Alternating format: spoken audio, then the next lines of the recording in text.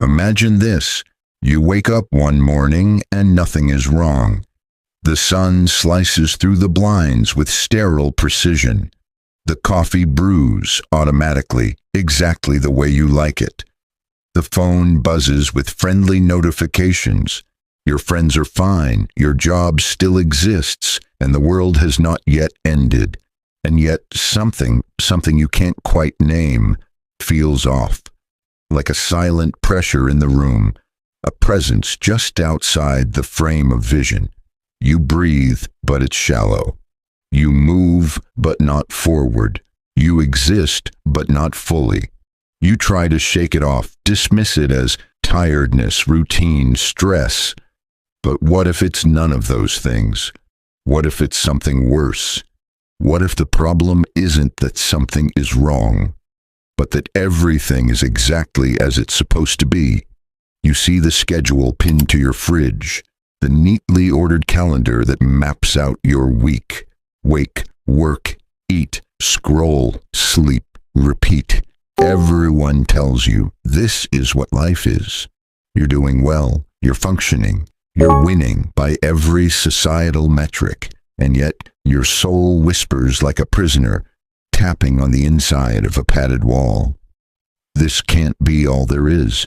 You wonder, why does ambition feel hollow, success feel scripted, and even rebellion feel mass-produced? Why does every choice feel like one you've already been expected to make? Why do you feel like you're living someone else's story, with your own name scribbled on top like a correction? Here's the paradox. You are free, and yet you are not. You have choices, and yet none of them feel real. You can speak, move, post, vote, create, earn, and consume, but you can't feel it matter. You are alive, yet deeply anesthetized. What if I told you this isn't a glitch in your life? It's the design. Because long before you ever had the chance to say no, you were being trained to say yes. Not with whips or chains, but with praise, likes, grades, trends, and quiet nods of approval. You were taught to shrink in ways that look like maturity, to silence yourself in ways that sound like wisdom, to conform in ways that pass for success. And it worked so well you now police yourself, avoiding risks, hiding your instincts, fearing failure, needing permission. You don't need to be imprisoned, because you've been conditioned to lock the cell from the inside. How did that happen? How can a society so obsessed with individual freedom create people so starved of real power? How can a world bursting with opportunity leave you feeling so cornered? How can your life be full of motion but void of direction? Here's a truth that no one wants to say out loud. Powerlessness doesn't always look like chains. It often looks like comfort, like normalcy, like acceptance, like following the well-lit path. It's the calm smile at the dinner table while your spirit rots behind your eyes. It's the passive agreement in meetings, the silence when something inside screams to speak. It's the subtle art of slowly forgetting what you once dreamed of becoming. And you're not alone. Look around. How many people do you know who have settled? Who perform their roles flawlessly but no longer believe in the script? Who go through motions they no longer understand, in lives they no longer feel? Maybe without realizing it, you've learned to obey in ways that don't look like obedience. You've learned to fear in ways that wear the mask of wisdom. You've learned to give away your agency in transactions so subtle they felt like empowerment. This isn't about blaming others. This isn't about cynicism. This is about noticing. It's about seeing the invisible web that was spun around you before you could walk, think, or choose. A web woven by culture, media, tradition, school, family, even love. Because society doesn't train you with obvious cages. It trains you with dreams, with neatly packaged desires you're told to chase. with rules you internalize so deeply you forget they're not yours. It trains you to want what it needs you to want, to work how it needs you to work, to live a life that keeps the machine running, even if it slowly kills the part of you that was born wild. So the question isn't, are you free?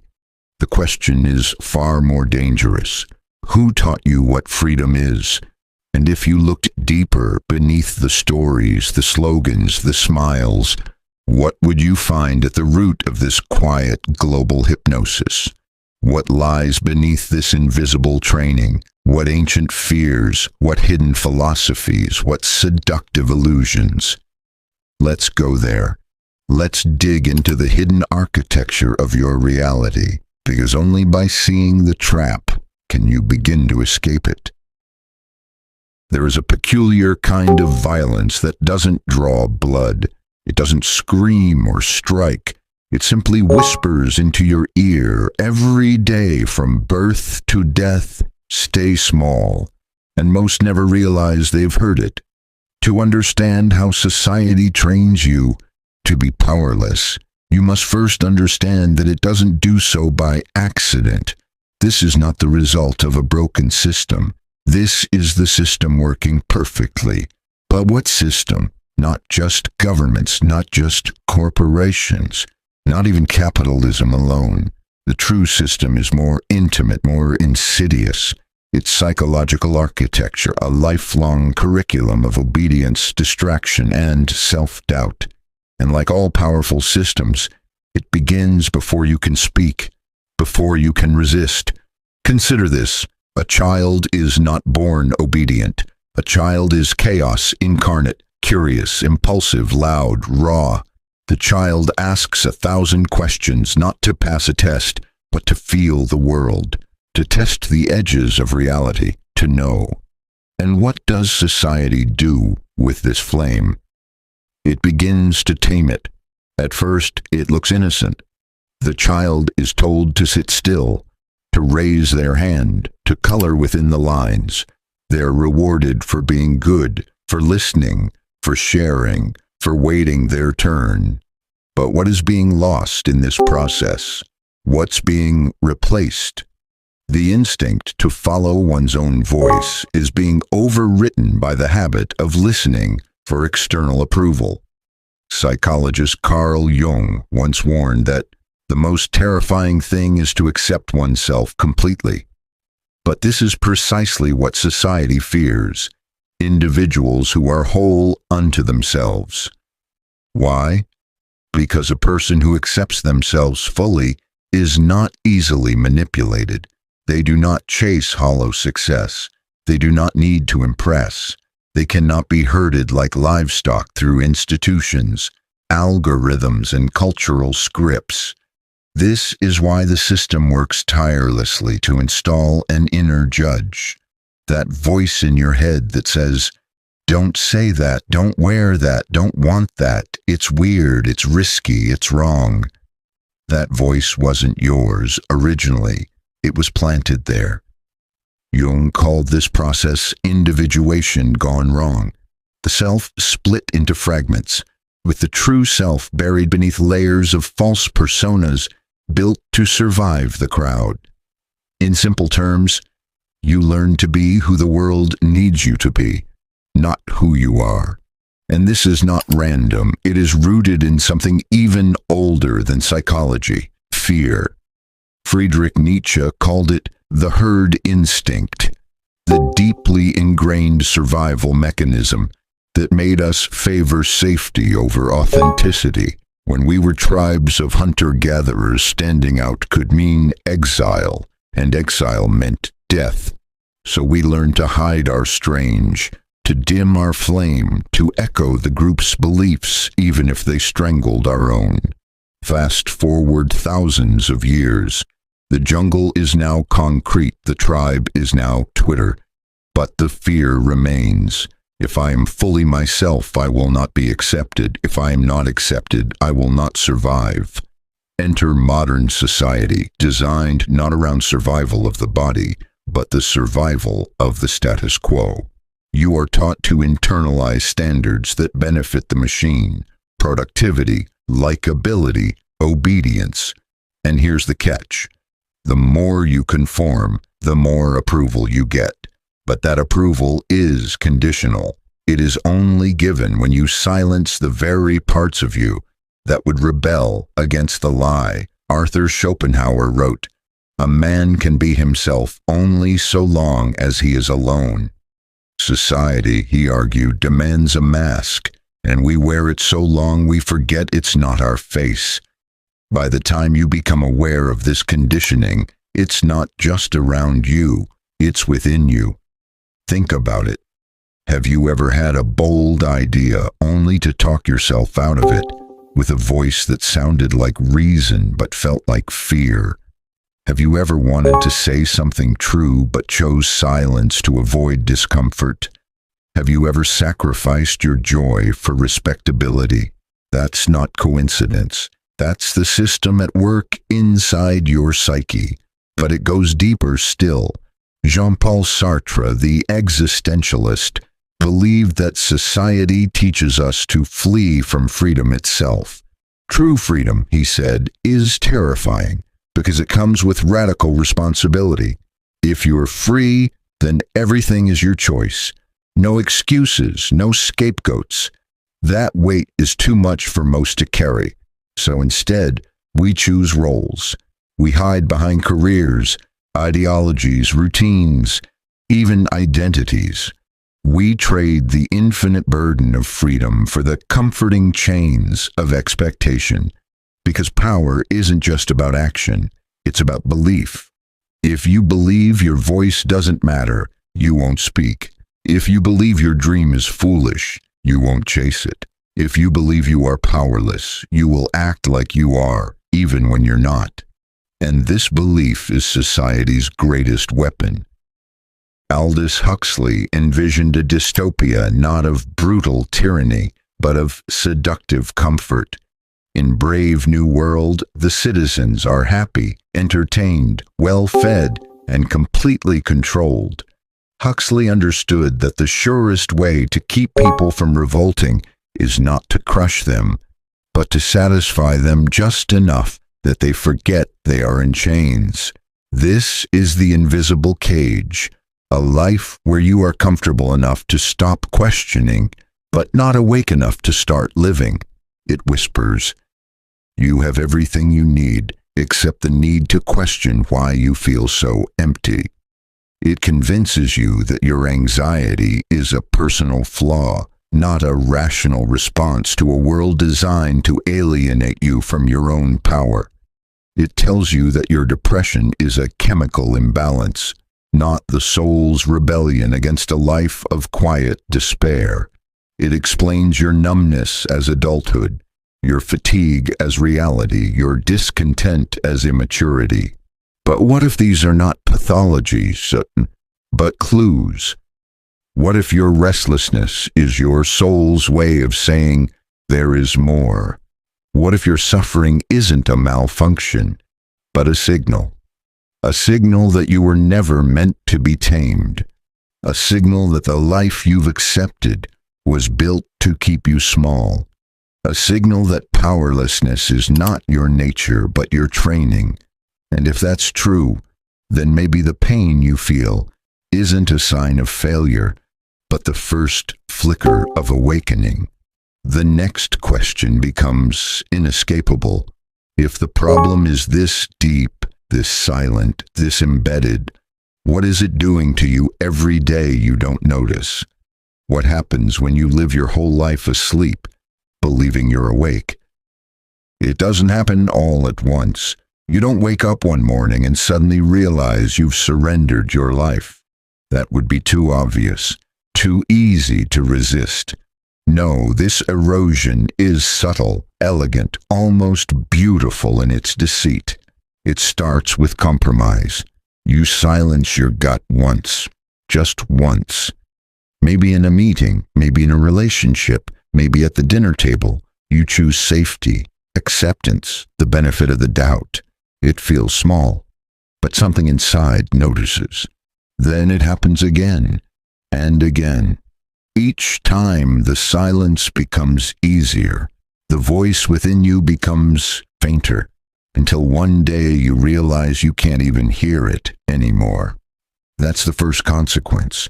Self-abandonment disguised as maturity. You've been taught that growing up means becoming realistic, that dreaming too big is naive, that changing the world is a fantasy reserved for others. You learn to trade wonder for wages, courage for credentials, curiosity for compliance, and everyone around you applauds. You fit in, you succeed, but no one tells you that the price of that applause is the slow suffocation of your true self. By the time most people hit adulthood, they are strangers to their own desires. They can list their job titles, their dietary restrictions, their Myers-Briggs types, their Spotify playlists, but ask them what makes them feel alive and watch them freeze, because they no longer remember, and if they do, they no longer believe it matters. This is the second consequence, the collapse of inner authority. When you are conditioned to obey, whether through schooling, social media, or the crushing uniformity of adult life, you gradually outsource your decision-making, not just to institutions, but to the crowd. You start looking outward for what's right, instead of inward for what's true. You post not what you feel, but what will be liked. You speak not what you believe, but what will be accepted. You plan your future not based on who you are, but on what is expected. You become a reflection of reflections, a pixel in someone else's projection. Your life ceases to be authored by you. It becomes curated for approval, optimized for validation, sterilized for consumption. And yet, something doesn't sit right. Because beneath the performance, a question lingers like a virus in the bloodstream. Whose life am I living? This dissonance breeds the third consequence, spiritual anesthesia.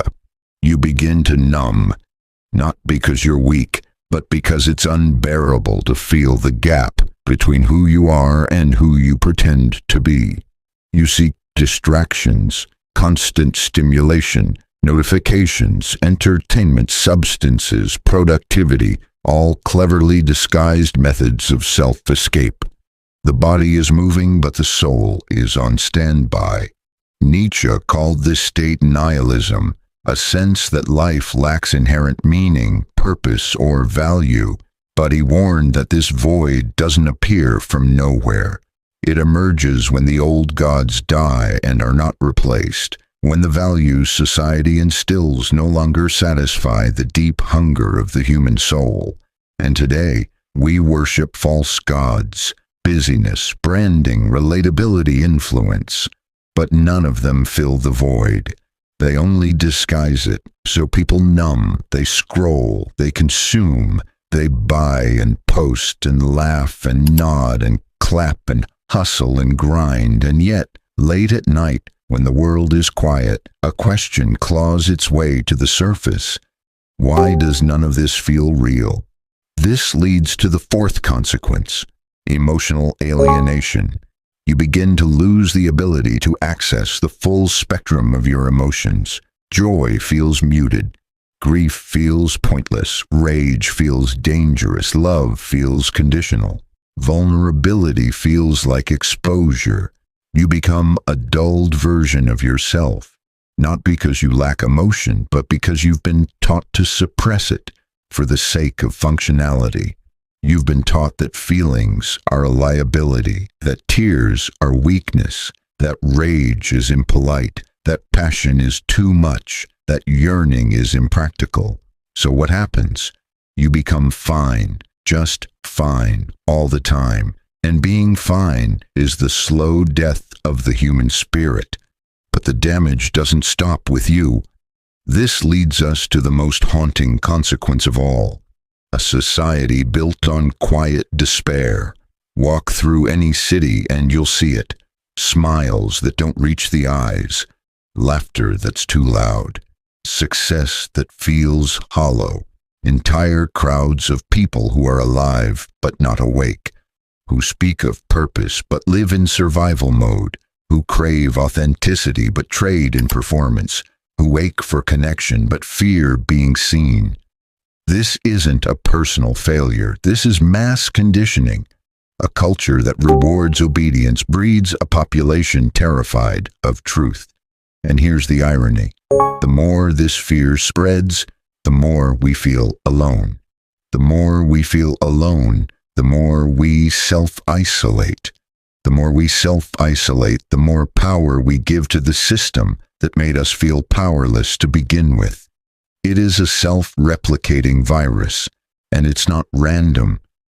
It's embedded in every layer of the modern world, in our schooling systems, where memorization is praised and imagination is quietly punished, in our workplaces, where efficiency trumps creativity and authority is rarely questioned, in our social media, where dissent is punished and algorithms feed you more of what keeps you numb, in our advertising, which thrives on dissatisfaction, because if you felt truly whole, what would there be left to sell? But perhaps the most dangerous consequence is this. Eventually, you stop believing there's anything to escape from. The cage becomes invisible. It becomes familiar. And when something becomes familiar, it becomes normal. And when it becomes normal, it becomes real, even if it's not. This is the final trick of powerlessness. It makes you believe that power is something you never had, that it was always for others, that it was never yours to begin with. But what if it was? What if it still is? What if the pain, the numbness, the restlessness, the insomnia, the anxiety, the longing, all of it, isn't proof that something's wrong with you, but proof that something in you still knows, still remembers, still aches to be free? So the next question emerges, not from fear, but from the faint glow of something ancient and indestructible rising in your chest. What if this isn't the end of your story, but the beginning of your rebellion? What if your suffering is not a flaw to be fixed, but a compass pointing you toward freedom? What if the aching, the restlessness, the quiet suspicion that you were meant for more, that you were built for something wilder, truer, deeper, wasn't your weakness, but your last fragment of truth? Then you must understand this. The rebellion doesn't begin with violence. It begins with remembrance. You were not born powerless. You were taught to forget your strength. And now you must remember, not in theory, not in some grand, abstract philosophy, but in the marrow of your bones, in the way you breathe, in the way you walk into rooms, in the way you no longer apologize for existing. But how? How do you begin to reclaim power in a world that has taught you to fear your own voice? You begin with the one act that breaks the entire illusion. You question everything, every belief, every label, every story you've inherited about what it means to be good, successful, normal, worthy, beautiful, intelligent. You hold each idea up to the light and ask, whose voice is this? Whose approval does this serve? Does this make me more alive or more obedient? You must become dangerous again, not in the way that harms others, but in the way that refuses to be tamed. Because the system survives through your silence, your self-policing, your desire to belong more than your desire to be free. But the moment you stop editing yourself to be digestible, something breaks, and in that fracture, light gets in. You begin to say things you were taught not to say.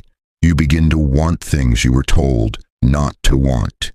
You begin to listen, not to the crowd, but to the subtle pulse beneath your skin that whispers, This is who I am. And that's when the world starts to push back. Because make no mistake, the system will resist your awakening.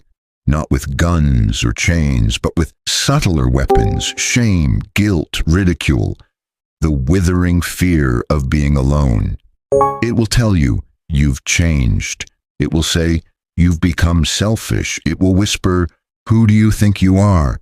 But now you understand, this is not failure. This is proof that the rebellion has begun, and you are not alone. Throughout history, those who broke free were not the most talented or the most liked.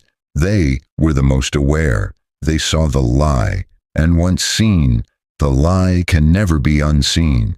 Søren Kierkegaard called this the sickness unto death, not physical death, but the despair of a self that refuses to become itself. He believed the only way out was through an inward leap, into authenticity, into risk, into radical subjectivity. So what does this look like now in your life? It starts small. You stop laughing at jokes that make your soul wince. You stop saying yes when your gut screams no. You stop chasing goals that were planted in you by people who never knew your heart. You reclaim your no. You rediscover your yes. You remember that saying I don't know is not weakness, it's the beginning of truth. You stop performing. You start revealing. You walk into rooms without shrinking your light to make others comfortable. You let your emotions come, fierce, unfiltered, alive, because they are not liabilities, they are intelligence. You stop numbing. You start noticing, and in this noticing, a new kind of power emerges. It's not loud, it's not performative, it doesn't need a stage. It's the quiet strength of a person who no longer betrays themselves for the illusion of acceptance. This is where it turns. This is where the rebellion becomes joy. Because here's the secret, freedom doesn't mean escaping society. It means no longer needing it to validate your existence. It means building a life where your worth is not up for debate. It means finding your center in a world designed to keep you spinning. It means choosing truth even when it costs you everything that's false.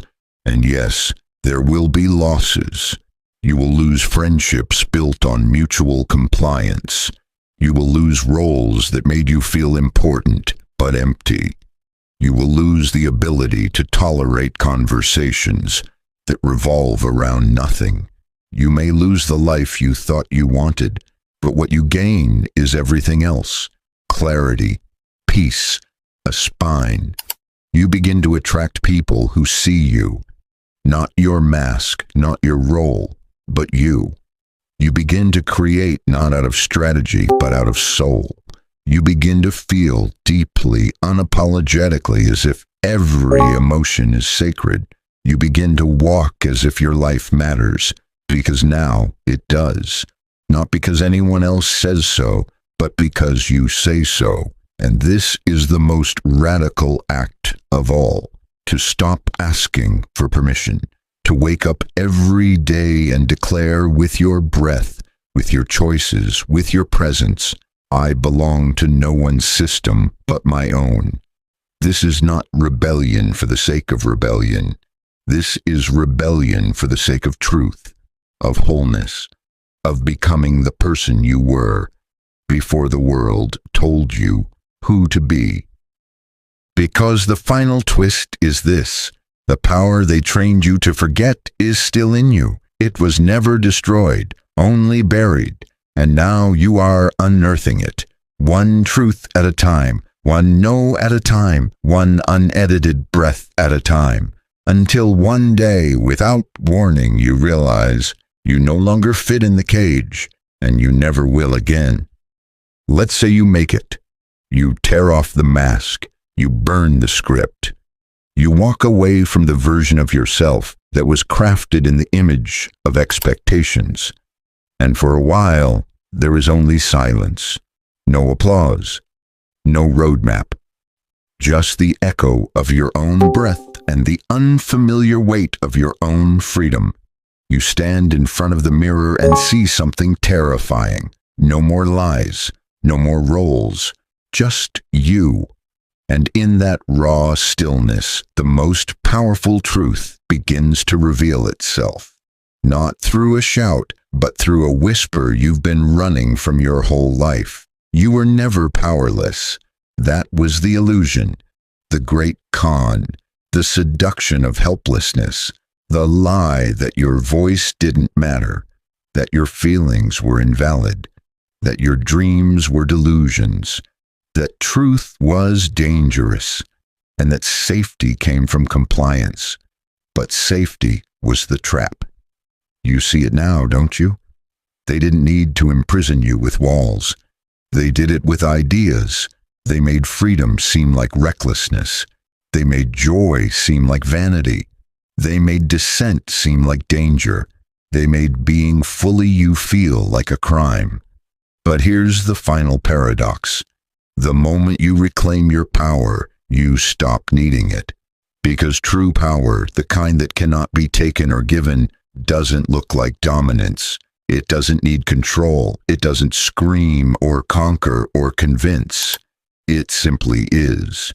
It is the quiet, unwavering presence of a person who knows who they are. It is the authority of being aligned with your soul, not your ego. It is the unshakable peace of someone who no longer trades truth for belonging. You don't need the world to approve of you anymore. You are the approval.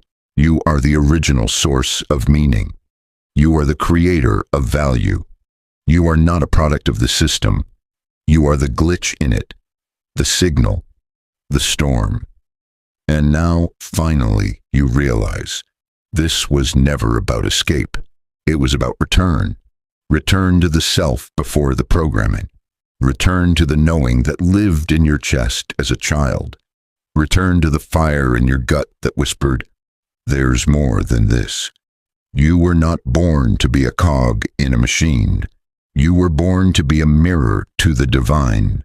And the systems that tried to shrink you, political, economic, educational, religious, were never scared of your weakness. They were terrified of your strength, because a person who owns themselves cannot be bought. A person who thinks critically cannot be controlled. A person who feels deeply cannot be dehumanized. A person who walks in truth becomes a threat to every lie. That's why they trained it out of you. But the training never fully took. Not really. It left cracks. It left questions. It left a hunger too persistent to ignore. And now, here you are, standing at the edge of a world that no longer makes sense to you. But that's not a crisis. That's the invitation to create something entirely new, not out of fear, but out of clarity. You don't need to destroy the world to be free. You need only to stop betraying yourself within it. And from that choice, something extraordinary begins. You stop reacting. You start creating, not in rebellion, but in reverence. Not to prove anything, but because it's who you are. You begin to build your own rhythm, your own language, your own definition of wealth, success, love, purpose. You begin to live in such a way that your very being becomes a revolution, and others will notice, not because you preach, but because you radiate, not because you command, but because you embody. You become a walking permission slip for others to wake up. And this is how the world begins to change, not from the top down, but from the inside out. One human at a time saying, "I will not betray myself to be accepted." One soul at a time remembering, "I was never meant to be small." One voice at a time rising, "I am here, I am real, and I choose to live awake." This is the final, most powerful realization. The system was never stronger than you. It only survived by keeping you asleep, and now you are awake, So don't just survive this life. Don't just play the role. Don't just follow the script. Write your own. Let it be strange. Let it be wild. Let it make no sense to anyone but you, because that's what power really is. The refusal to be anything less than fully alive. You are not put here to be efficient, or manageable, or likable. You were put here to become, to unravel and rewrite and rewild, to resurrect the part of you that once believed in magic, in meaning, in the possibility that life was meant to be more than silent suffering. You were born to shatter illusions, to live so freely that others remember what freedom feels like. So go, burn the mask, break the script, speak the truth you were taught to fear, and when the world tells you to shrink, expand. When they tell you to sit down, stand taller. When they demand your silence, sing. Because now you remember, you were never powerless. You were only persuaded to forget, and now you will never forget again.